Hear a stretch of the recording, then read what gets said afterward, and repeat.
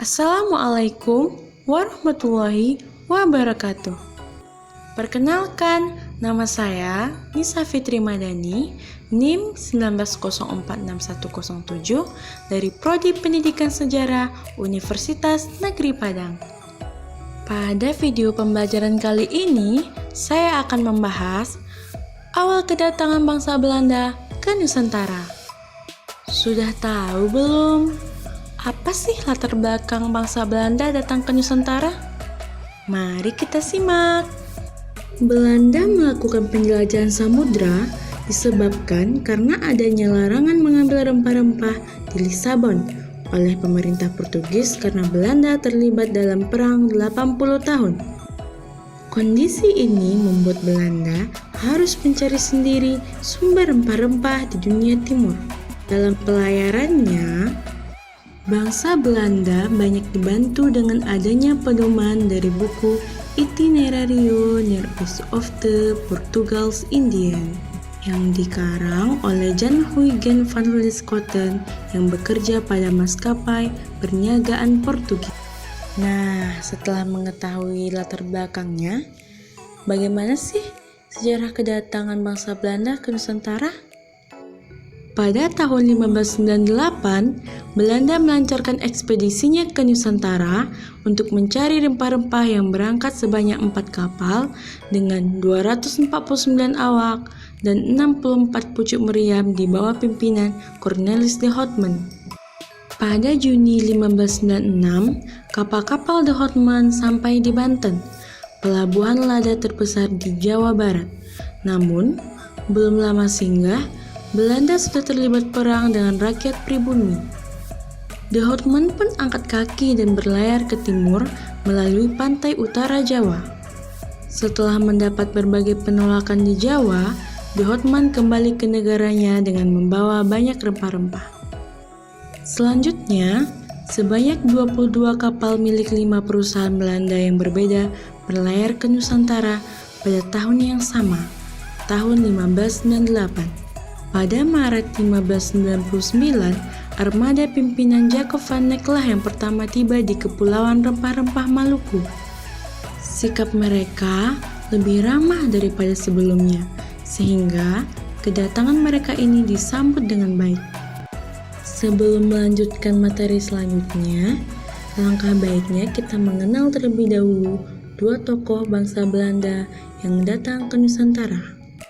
Tokoh pertama bernama Cornelis de Houtman. Ia adalah bangsa Belanda yang pertama kali mendarat ke Banten. Tokoh kedua bernama Jacob van Neck. Ia adalah bangsa Belanda yang melakukan ekspedisi kedua ke Nusantara dan kedatangannya disambut dengan baik. Inilah peta rute kedatangan bangsa Belanda ke Nusantara. Silahkan dicermati. Pada tanggal 20 Maret 1602, Belanda mendirikan Persatuan Dagang atau Kongsi Dagang, yaitu Perkumpulan Dagang Hindia Timur, atau yang disingkat dengan VOC.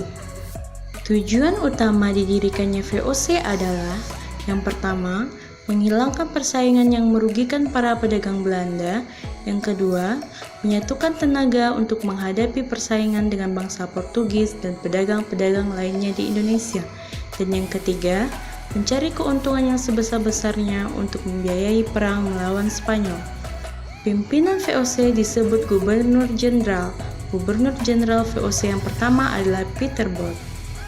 Kepemimpinan VOC dipegang oleh Dewan beranggotakan 17 orang yang berkedudukan di Amsterdam.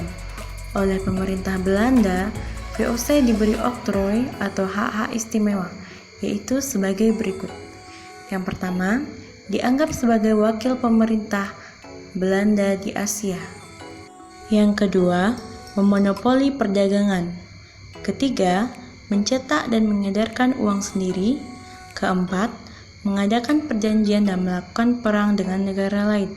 Kelima, menjalankan kekuasaan kehakiman dan melakukan pemungutan pajak. Keenam, memiliki angkatan perang sendiri. Dan yang terakhir, mengadakan pemerintahan sendiri. Di Nusantara, selama 3 masa kepemimpinan Gubernur Jenderal pertama, Dari tahun 1610 sampai 1619, VOC bermarkas di Ambon. Untuk mendekatkan markas VOC dengan wilayah dagang lainnya, mulai dari Afrika sampai Jepang, VOC memindahkan pos perdagangannya ke Banten pada tahun 1610. Jan Pieter Zoon Kearns, yaitu Gubernur Jenderal VOC kedua yang memindahkan pusat VOC dari Ambon ke Jayakarta, ia pun mengganti nama Jayakarta menjadi Batavia. Kearns kemudian membangun kota Batavia dengan gaya Belanda. Kantor VOC yang awalnya ada di Ambon dipindahkan ke Batavia.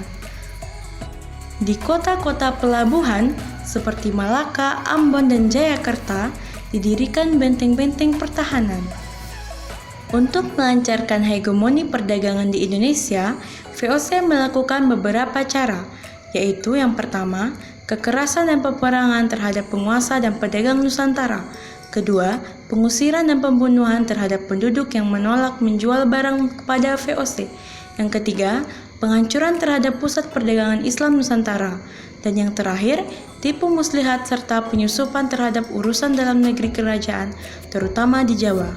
Selama kurang lebih 200 tahun, beberapa kerajaan Nusantara jatuh ke tangan VOC, seperti Kerajaan Mataram, Banten, Cirebon, Maluku, Ambon, Makassar, dan Bone. Nah, setelah memahami penjelasan tadi, kita akan membahas tentang kemunduran VOC. Apa sih penyebab kemunduran VOC? Banyak sekali faktor yang menyebabkan mundurnya VOC. Yang pertama, banyak pejabat VOC yang melakukan korupsi dan hidup mewah. Kedua, VOC harus menanggung biaya perang yang sangat besar. Yang ketiga, kalah bersaing dengan pedagang Inggris dan Perancis. Keempat, para pegawai VOC melakukan perdagangan gelap. Dan yang terakhir, hutang VOC yang semakin menumpuk. Pada tanggal 31 Desember 1799, VOC resmi dibubarkan oleh pemerintah Belanda. Kekuasaan VOC di Indonesia digantikan langsung oleh pihak pemerintah Kerajaan Belanda pada tanggal 1 Januari tahun 1800. Sehingga Indonesia diperintah langsung oleh pemerintah Belanda yang berlangsung sampai tahun 1942.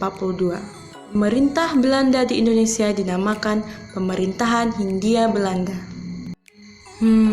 Gak kerasa sudah 7 menit saya menemani kalian di video pembelajaran kali ini. Terima kasih sudah menonton. Jangan lupa like, comment, and subscribe. Wassalamualaikum warahmatullahi wabarakatuh.